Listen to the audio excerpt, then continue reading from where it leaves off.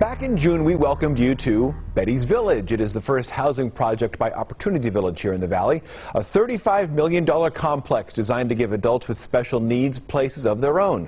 Well, 3 months later, I went back to see if the village is starting to finally feel like home.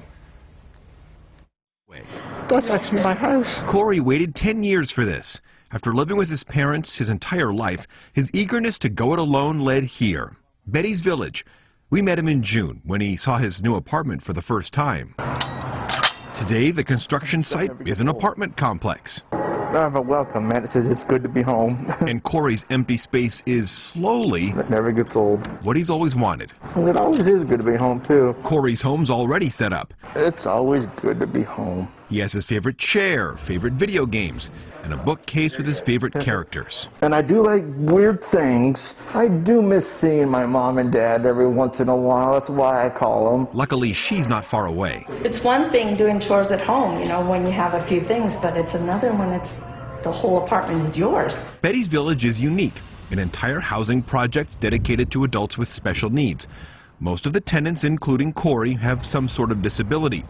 But staff say that's no barrier to community. Full of life. This is more than I could have imagined. Tenants already go on nightly walks together around the village. We had one resident come in and he couldn't figure out how to put his coat rack together. So he came in with all of the pieces and was like, "Help! How do I do this?" It's all part of the adjustment.